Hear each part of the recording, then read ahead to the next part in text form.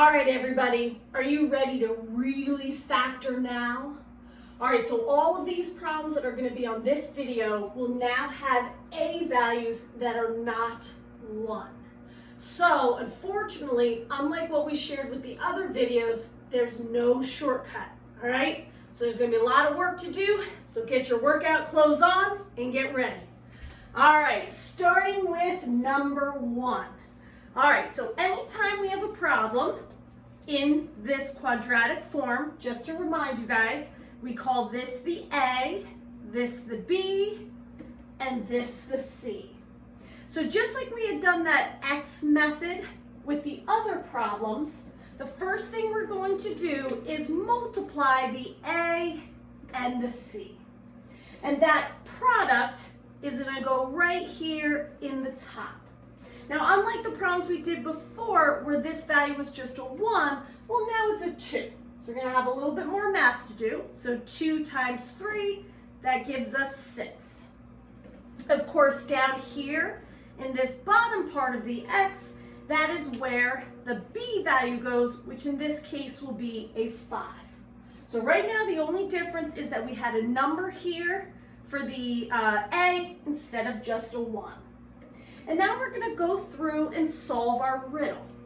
Remember that we're going to look for two numbers that multiply to be that top number and add to be this bottom number. So we take a look and we think, all right, 6. What do we got? We know that 1 and 6 will multiply to be 6, but then when we add them, we get 7, not 5. So that ain't it. 2 and 3, 2 times 3 is 6, 2 plus 3 is 5, there it is, that's the one we want. And just like we did before, we're going to take those numbers and we're going to put them on either side. Once again, remember that this X thing is really just a way to organize our work. Now we're going to rewrite this entire problem. So we're going to start that with the 2x squared.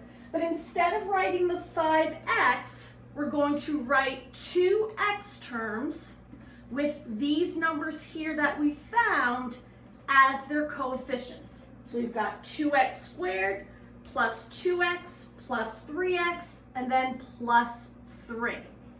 So this is what I was talking about before, guys. If this A value had been just a 1, then we could have done our shortcut, thrown the parentheses in, put an X and X, throw down these numbers, and we would have been done. But the problem is because it's a 2x squared, now we need a little bit more inside those parentheses. So that's why we're going to have to go back and do our double grouping the way we had done it before we learned the shortcut. So now that we've got our 4 terms, we're just going to go ahead and break them up into 2. So we're going to take the first half, factor out the GCF, which will be a 2 and an X. When we divide both of those terms by 2x, that'll give us an X plus 1. Over here for the second half, the greatest common factor is a positive 3. And when we divide that 3 out, we get again the X plus 1. Remember that your goal with double grouping is to make sure that these two binomials are exactly the same thing. If they are not, double check that you did all your math correctly, okay? And if you know you did your math correctly and you still can't have it, then there is a chance it's prime. In this case, we've got an X plus 1 as our common binomial, so that will go ahead and be pulled out. And then we've got the 2x from in front here, the plus 3 from in front here, and that's going to go together to make our second set of parentheses, and now we are officially factored. So just taking a look at our original problem and what our answer ended up being. Notice that if we would multiply the first term with this first term, we'd get 2x squared. If we did the x times 3, we'd get the 3x. If we did the 1 times 2x, we would get the 2x. And then 1 times 3 is the 3. And that would lead us right back to this original problem.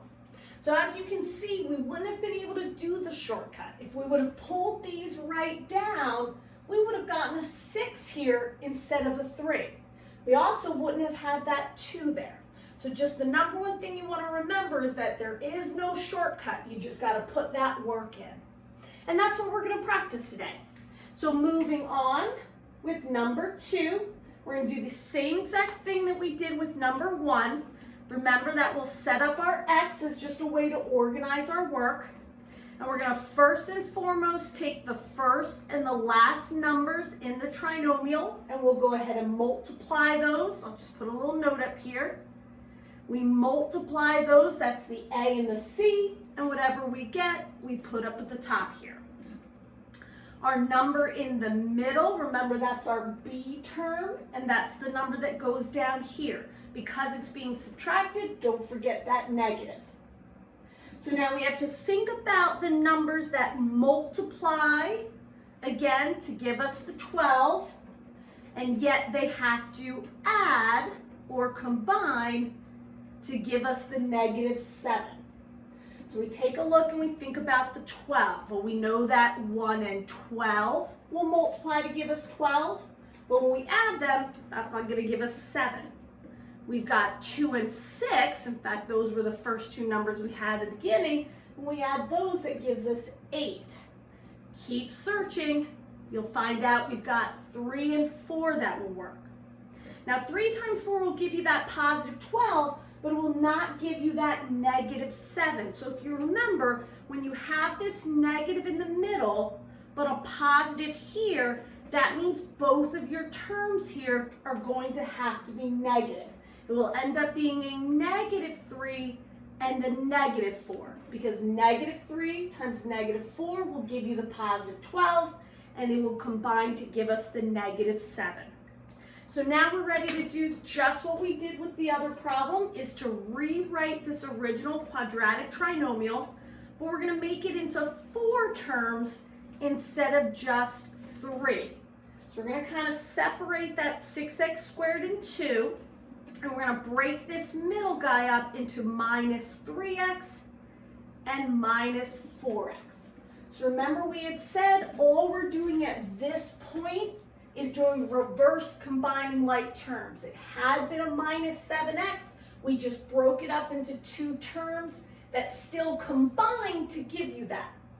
The reason for the 4 terms is so that now we can do the factor by grouping, or the double grouping as Edgenuity likes to call it.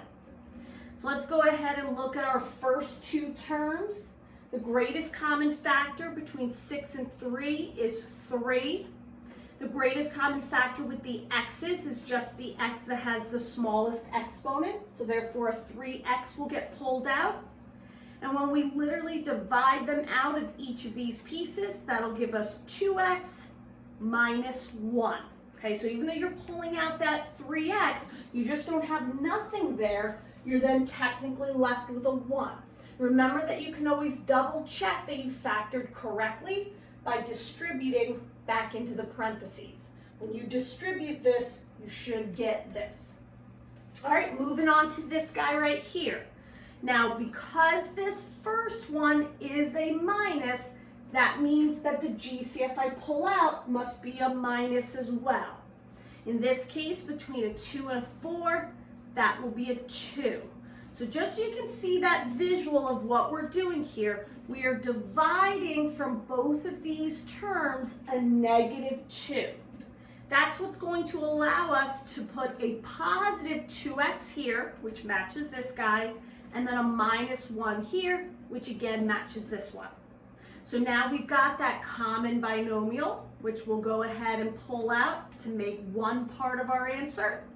And then the front guys, the GCFs you pulled out, will go together to make the second half of your answer.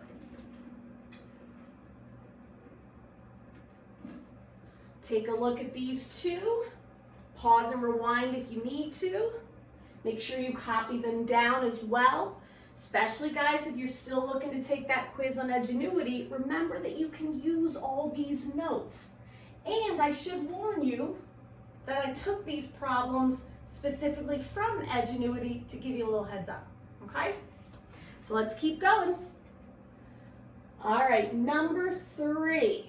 So number 3, again, we're doing the same work we did before. First step is to multiply these two numbers. Notice that this is a 4 and this is a negative 5.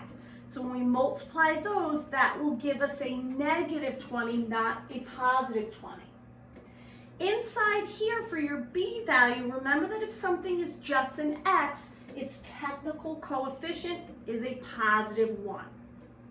So now we're going to go through and look at the numbers that will multiply to give us negative 20, but then go ahead and combine to give us a positive 1.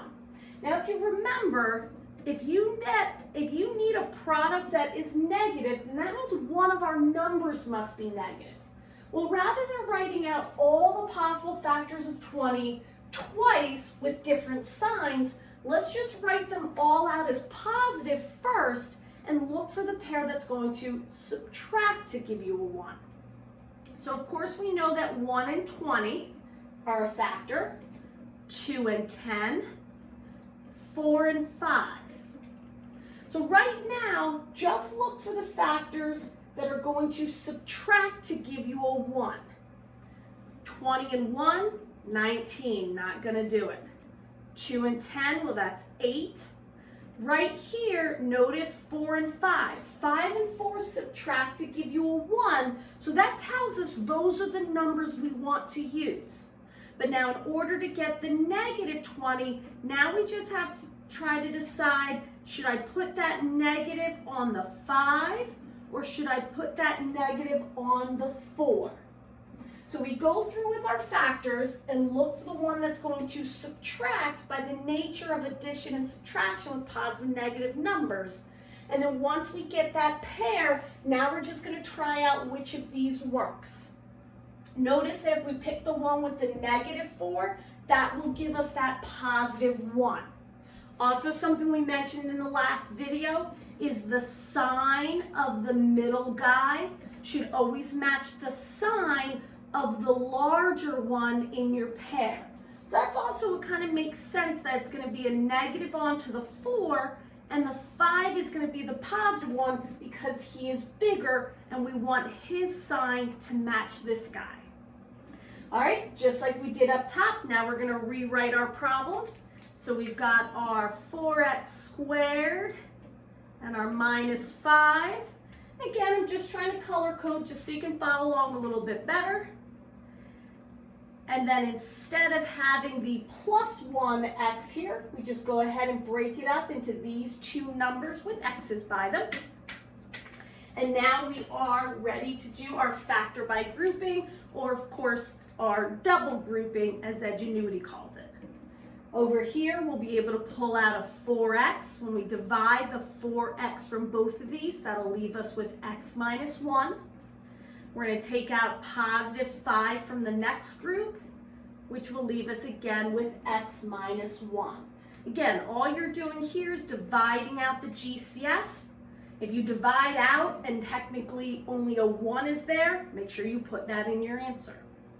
So the common piece here will be one part of your answer. The things you pulled out from each group will go into another set of parentheses. X minus 1, 4x plus 5.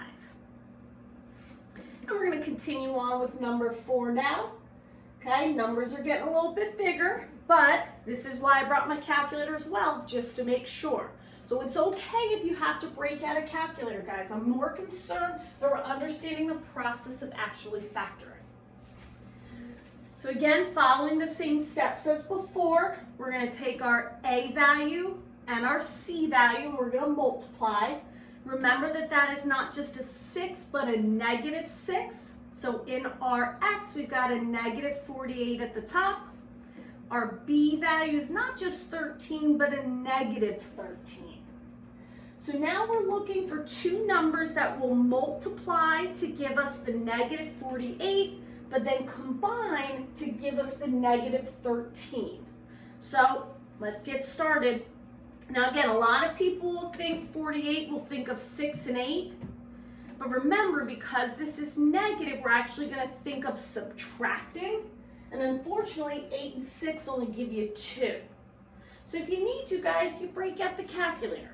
Okay, start small. Start with 1 and 48. Will that subtract to give us 13? No.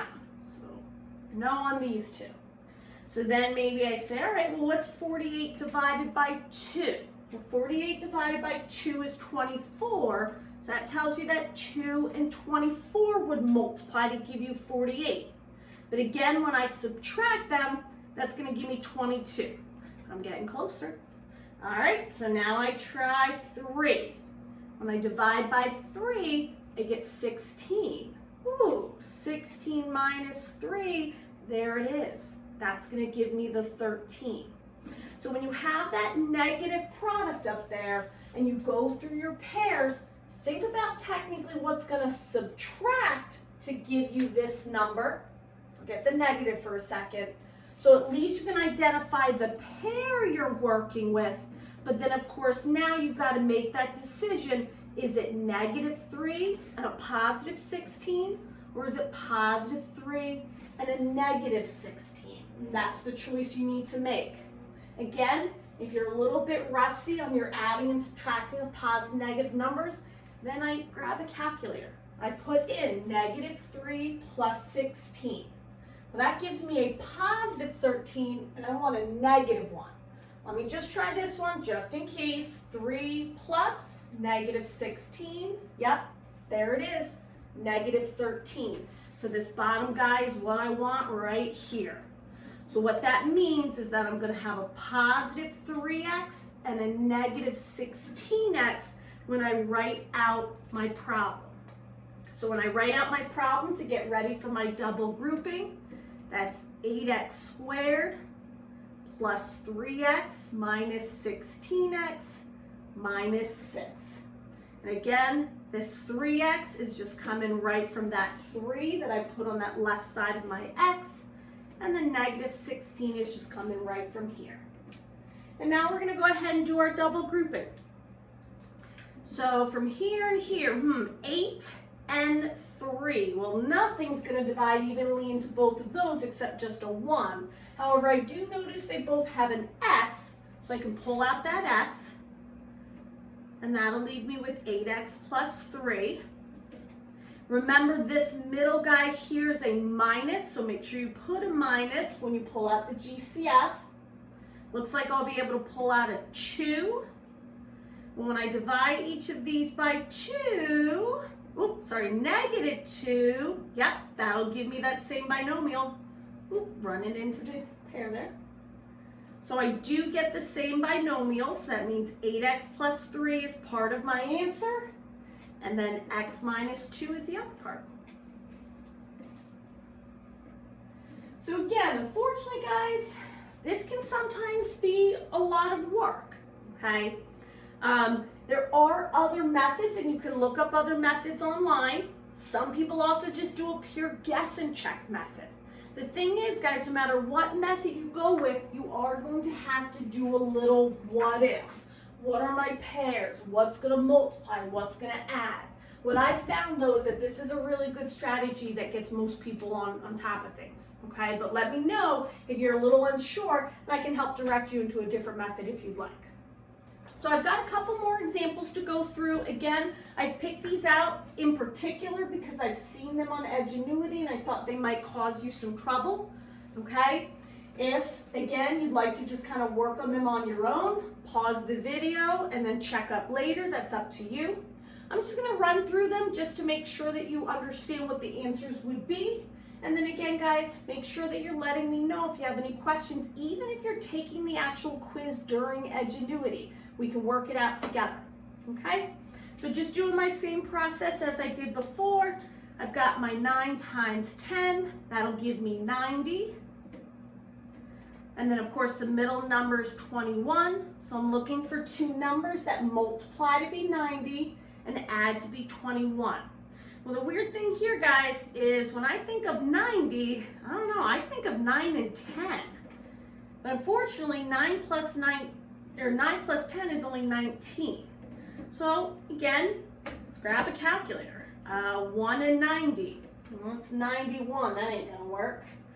Let's see, 90 divided by 2. 2 and 45. That's too big. 90 divided by 3. 3 is with 30. Still too big, but we're getting closer. 90 divided by 4. Ugh. See, now when I divide by 4, I get 22.5. Well, there's no way this decimal will add to a whole number and give me a whole number. Ugh. Let's just cross that one out. 90 divided by 5. 5 and 18. Let's see, 18 plus 5, 23. Super close, not there yet. Just keep going. 90 divided by 6. Ooh, 6 matches with 15. 15 plus 6, 21, there it is.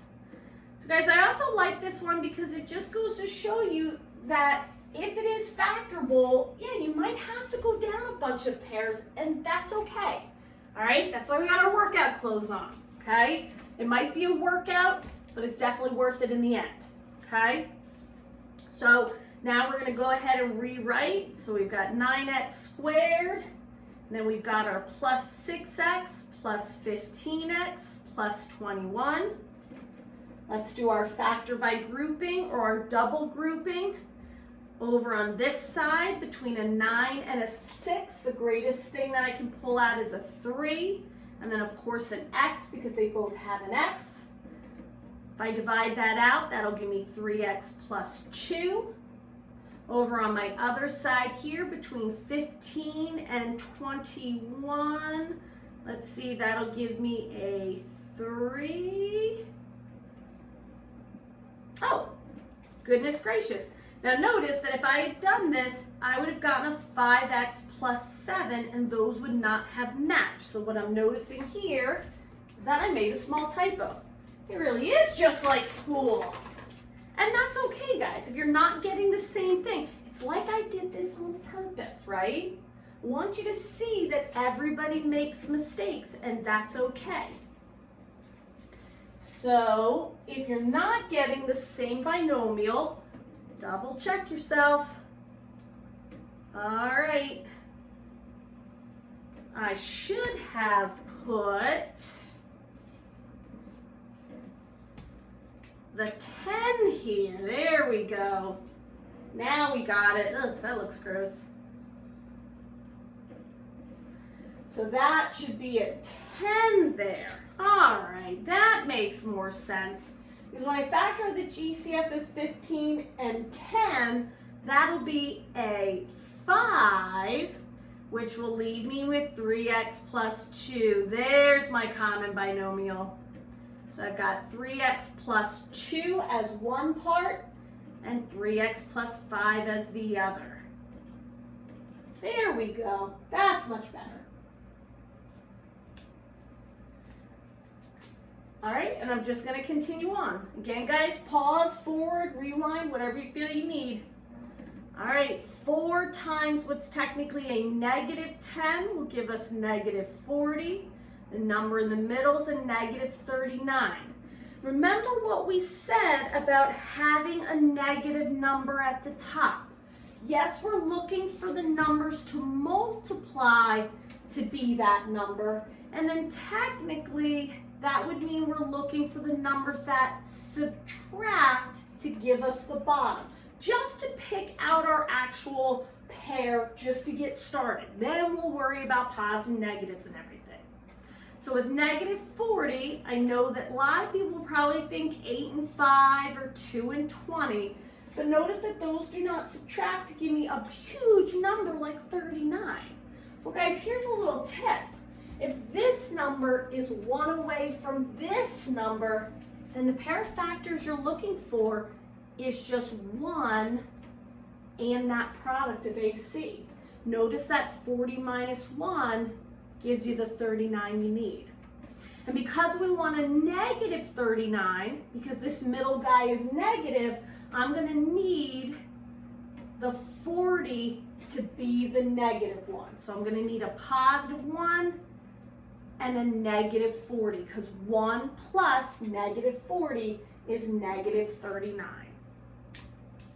And writing out my problem then, I've got 4x squared plus 1x minus 40x minus 39. Ugh. Oh, I did it again, guys. Good thing I caught it this time. All right, so just to reiterate, because I seem to keep making this mistake, make sure, guys, that this first number and this last number, these terms, are the same exact thing when you pull down and rewrite out your problems. So these are the same exact thing. These two are what's coming down here. And now we'll do our factor by grouping. So we're going to pull out an x, which will leave us with 4x plus 1. Here we'll have to pull out a negative 10 because this is minus, and that will give us a 4x plus 1. So our answer is 4x plus 1 and x minus 10. And moving on to our last two. If all else fails, guys, at least get down the problems and their final answers. So at least you have something to go back on as you go through and take the quiz, okay? So you kind of understand the idea of what you're looking for the answer. All right, number 7, 3 times 8, they're both positive, so it's giving me a positive 24 as a product. The middle number is negative 10. So since this is a positive number, as I write out all my factors, I'm looking for the numbers that will add to give me a 10. Looks like it'll be 4 and 6. And then because this is a negative 10, make sure it's negative 4 and negative 6. So now when we write out our problem, we keep the 3x squared and the plus 8, the guys at the end. The only thing we're doing though is we're taking that minus 10x and we're separating it into minus 4x and minus 6x. Again, that 4 and 6 came from these two numbers we found here. We'll factor out the GCF over here, which will be an x, which will leave us with 3x minus 4. Again, this one is a minus, so make sure you take out a minus when you factor. You'll be able to take out a minus 2. And when you go ahead and divide both of these by a negative 2, you'll get the 3x minus 4 again. So your final answer, 3x minus 4 and x minus 2. And last but not least, yowzers. Okay, let's just take it piece by piece.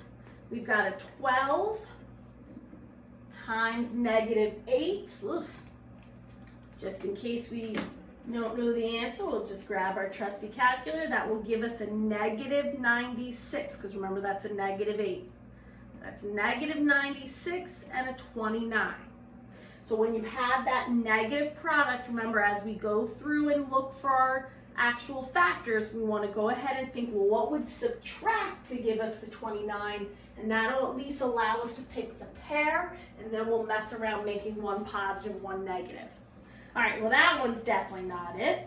Let's divide by 2, 2 and 48, nope.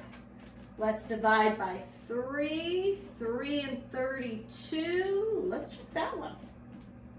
32 minus 3, ding, ding, ding, that's the 29. All right, but again, guys, remember the idea is that one of them must be negative. Because this middle guy is positive, because that B value is positive, it's going to make sense that I make the positive one be the 32 and the negative one be the 3. Again, the idea here is that negative 3 plus 32 equals positive 29, and that's how we know that that's the pair that we want. So we've got a minus 3 and a 32. Let's just switch colors because things are really starting to run together here. So we rewrite our problem, 12x squared, separate the 29x using these, minus 3x plus 32x, and then the minus 8 from the end. Factor out our GCFs. From this first half, we'll be able to take out a 3x. When each of these gets divided by a 3x, that'll give us 4x minus 1. We'll pull out the 8 from over here, and that will also give us the 4x minus 1. So 4x minus 1 and 3x plus 8 make our final answer. Now notice, obviously, I made some typos as I went through my work, and I was discovering that I couldn't get the same binomial, okay? And that kind of caused me to go back and double check my work. And I mentioned the idea about being prime. Obviously, you could still have prime quadratic trinomials in this section, just like you did in the others.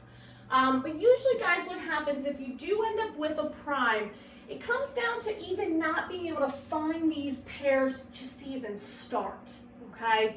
If you really did find a pair that worked, you checked the math, you used a calculator if you needed to, then these should come out fine. If they're not, double check your math.